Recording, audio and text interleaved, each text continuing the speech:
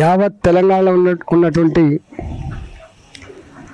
అన్ని పార్టీలలో ఉన్న నాయకులు, వార్డు మెంబర్ కావాలనుకునే వాళ్ళు, సర్పంచులు కావాలనుకునే వాళ్ళు, ఎంపీటీసీ, ఎంపీపీ, జెడ్పీటీసీ, జిల్లా పరిషత్ చైర్మన్ కావాలనుకునే వాళ్ళు ఏమైద్దో అనే ఒక ఆందోళన ఉండే. వాస్తవంగా ఇంత ఆందోళనకి ఆస్కారం ఉన్న సబ్జెక్ట్ కాదు ఇది. చాలా క్లారిటీతో క్లియర్గా ఉండేటువంటి అంశాన్ని పర్టికులర్గా ముఖ్యమంత్రి గారు, కాంగ్రెస్ ప్రభుత్వం దీన్ని గందరగోళానికి సృష్టించి ప్రజలని, రాజకీయ నాయకులని, అన్నిటికంటే ముఖ్యంగా న్యాయ నిపుణులను కూడా విస్మయపరిచేటువంటి పద్ధతుల్లో వారు వివరించిన తీరు యావత్ తెలంగాణ సమాజాన్ని బాధించింది. ఇవాళ భారతీయ జనతా పార్టీ పరంగా మొదటి నుంచి కూడా మేము సపోర్ట్ చేసాం. Yes, Telangana is nothing but a state of weaker sections. 85% మంది వీకర్ సెక్షన్స్ ఉన్నటువంటి తెలంగాణ. ఈ తెలంగాణలో బీసీలకు 42% మీరు ఏ కామారెడ్డి డిక్లరేషన్లో భాగంగా ఇస్తానో మంచిది అమలు చేయమని చెప్పి కోరినాం. భాజపా అసెంబ్లీలో, కౌన్సిల్లో మద్దతు కూడా ఇచ్చినాం మేము. కానీ కాంగ్రెస్ పార్టీకి నిజాయితీ లేక, చిత్తశుద్ధి లేక, కమిట్మెంట్ లేక ఇవాళ చేతులు ఎత్తేసింది. అబాస్ పాలైపోయింది ఇలా ప్రజాక్షేత్రంలో. వాళ్ళకు తెలుసు రేవంత్ రెడ్డి గారు కానీ, కాంగ్రెస్ పార్టీ కానీ కొత్త ప్రాంతీయ పార్టీ కాదు. అది కొత్త నాయకుడు కూడా కాడు. ఆయన 50 ఏళ్ళు దేశాన్ని పాలించిన పార్టీ, ఒక 50 ఏళ్ళు రాష్ట్రాన్ని పాలించిన పార్టీ గింత పేలవంగా, గింత అనాలోచితంగా, గింత మూర్ఖంగా ఇలా వివరిస్తారని చెప్పి ఎవరు అనుకోలే. కానీ ఆయనకున్నట్టున్నది, మోసం చేసే వాళ్ళకే ఇష్టపడతారు, మోసం చేస్తేనే ప్రజలు నమ్ముతారనేటువంటి ఫిలాసఫీ కలిగినవాడు. కాబట్టి మరోసారి తెలంగాణ ప్రజలు మోసం చేసిండు, వంచిండు. దానికి పూర్తి బాధ్యత కాంగ్రెస్ పార్టీది. ఇవాళ నేను ఇదే కమలాపూర్లో ప్రెస్ మీట్ పెట్టినప్పుడు చెప్పిన, నేను 42% రిజర్వేషన్లు తప్పకుండా అమలు కావాలి, మా సపోర్ట్ ఏం కావాలన్నా మీకు చేస్తామని చెప్పినాం. గవర్నర్ గారు ఆపడానికి కానీ, రాష్ట్రపతి గారు ఆపడానికి కానీ ఏం లేదు, తప్పకుండా మేము మద్దతు అని చెప్పినాం. కానీ జ్ఞానం ఉండాలి, అవగాహన ఉండాలి. మరి ఏం సలహాలు ఇచ్చిండ్రు, ఎవరి సలహాలు పాటించిండ్రో వాళ్ళకి అర్థం కావాలి. దేశంలో రాజ్యాంగ పరిరక్షకులు రాష్ట్రపతి గారు, రాష్ట్రంలో రాజ్యాంగ పరిరక్షకులు గవర్నర్ గారు. మీరు ఏ జీవో వచ్చినా కూడా అంతిమంగా గవర్నర్ పేరునే వస్తుంది. మీరు ఇప్పుడు చూడండి, మీరు ఏ జీవో వచ్చినా కూడా ఏంటంటే రాజముద్ర కేంద్రంలో రాష్ట్రపతి పేరు మీదనే వస్తుంది. ఇవాళ బీసీ రిజర్వేషన్ల అంశం ఇది రాష్ట్రానికి సంబంధించిన అంశం కాదు. ఇది రాజ్యాంగానికి సంబంధించిన, రాజ్యాంగ సవరణకు సంబంధించిన, ఆ రాజ్యాంగ సవరణ బాధ్యత, హక్కు పార్లమెంటుకు ఉంటుంది తప్ప శాసనసభలకు ఉండదు. నేను అదే అంటున్నా. మరి ఇంత అవగాహన ఉన్నటువంటి పార్టీ మరి 42% ఇస్తా అంటే జనరల్ ప్రజలు నమ్ముతారు. కానీ దీని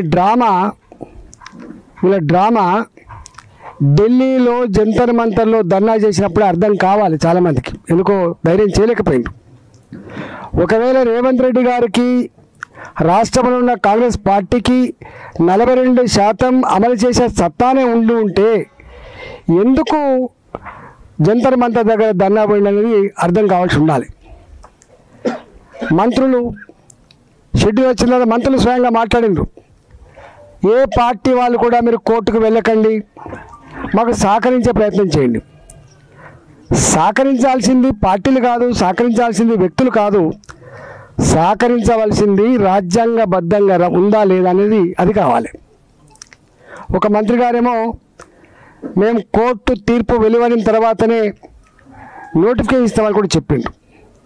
కానీ జడ్జిమెంట్ రాలేదు, తీర్పు రాకముందే ఆధారబాధలో నిన్న పొద్దున నామినేషన్ల ప్రక్రియ సురువైద్దని చెప్పి నోటిఫికేషన్ ఇచ్చినట్టుగా వాళ్ళే ఇచ్చుకున్నారు. దాంతో ఎంత అభాస్పాలైందో దాన్ని బట్టి అర్థం కావాలి. కొన్ని బీసీ సంఘాలు జీవితాంతం బీసీల హక్కుల కోసం కొట్లాడే సంఘాలు ఏవైతున్నాయో నాయకులు కూడా ఎవరైతున్నారో నేను వాళ్ళకు వినమ్రంగా విజ్ఞప్తి చేస్తున్నాను. ఇవాళ మనకు అనేక మంది న్యాయ నిపుణులు ఉన్నారు. జస్టిస్ ఈశ్వరయ్య గారు కుండ బద్దలు కొట్టినట్టు చెప్పిండు. ఇది నిలిచేది కాదు, ఇట్లా చేయడం భావ్యం కాదు, ఎవరిని మోసం చేస్తారు, వెనుకటి రోజులు కాదు, ఎడ్డి తెలంగాణ కాదు ఇది, గుడ్డి తెలంగాణ కాదు ఇది. ఇవాళ ప్రతి ఇంట్లో గుడిసెల్లో కూడా చదువుకున్న పిల్లలున్నారు, రాజ్యాంగం పట్ల ఇంత అవగాహన ఉంది, చట్టం పట్ల ఇంత అవగాహన ఉంది, మీరు ఈ పని చేయొద్దని చెప్పిండ్రు. అయినా కూడా ఎందుకో ఇవాళ కొంతమంది సంఘాల నాయకులు కానీ సంఘాలు కానీ ఏదో బీజేపీ వ్యతిరేకిస్తుంది, లేకపోతే ఇంకోళ్ళు వ్యతిరేకిస్తారు. ఇది ఈ వాదన పసలేని వాదన, గుర్తుపెట్టుకోండి. ఈ వాదన పసలేని వాదన. దేశం మొత్తంలో ఇప్పటి వరకు జనాభా ప్రాతిపదికన రిజర్వేషన్లు కలిగినటువంటి రెండు, ఒకటి ట్రైబల్స్, వాళ్ళు 70% అంటే 70% రిజర్వేషన్ ఇవ్వాల్సిందే, 90% అంటే 90% రిజర్వేషన్ ఇవ్వాల్సిందే. ఇవాళ నార్త్ ఈస్టర్న్ స్టేట్స్లో అక్కడ 90% అంటే 90% ఎస్టీ రిజర్వేషన్ ఉన్నాయి. రాజ్యాంగం కల్పించిన హక్కు అది. ఇవాళ దేశవ్యాప్తంగా ఇవాళ ఏ దళిత బిడ్డలు అయితే ఉన్నారో, షెడ్యూల్ క్యాస్ట్ వాళ్ళు ఎవరైతే ఉన్నారో వాళ్ళు కూడా ఎంత జనాభా ఉంటే అంత రిజర్వేషన్ కల్పించాలి. దానికి ఈ నిబంధన వర్తించదు.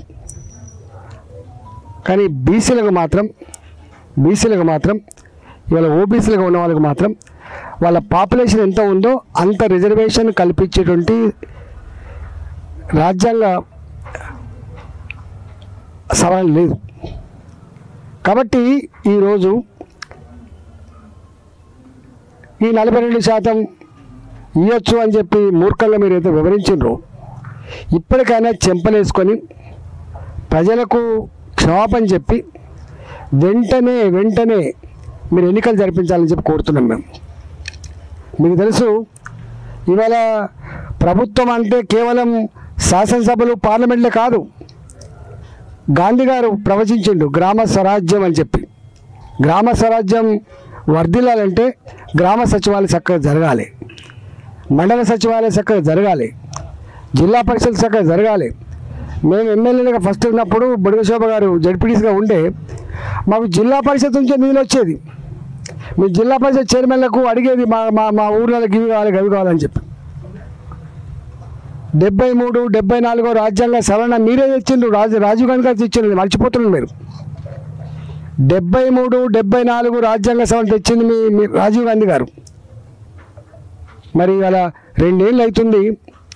6 నెలలనే మీరు 42% రిజర్వేషన్ తెచ్చి ఎన్నికలు జరిపిస్తా అని చెప్పింది కదా. మీరు ఏం ముఖం పెట్టుకొని ఇవాళ ప్రజలకు మళ్ళీ ఓట్లు అడుగుతారు? ఏం ముఖం పెట్టుకొని మీరు ఇతర పార్టీలు నిలిచే ప్రయత్నం చేస్తారు? మీరు సమాధానం చెప్పాల్సినటువంటి బాధ్యత ఉన్నది. ఎన్నికల్లో హామీ ఇచ్చే ముందు నీకు తెలియాలి కదా. నువ్వు ఎప్పుడైతే ఎన్నికల్లో హామీ ఇస్తున్నావో, నువ్వు హామీ ఇచ్చే నాటికి కేంద్రంలో ఉన్న పార్టీ ప్రభుత్వం ఏదో నీకు అర్థం కావాలి.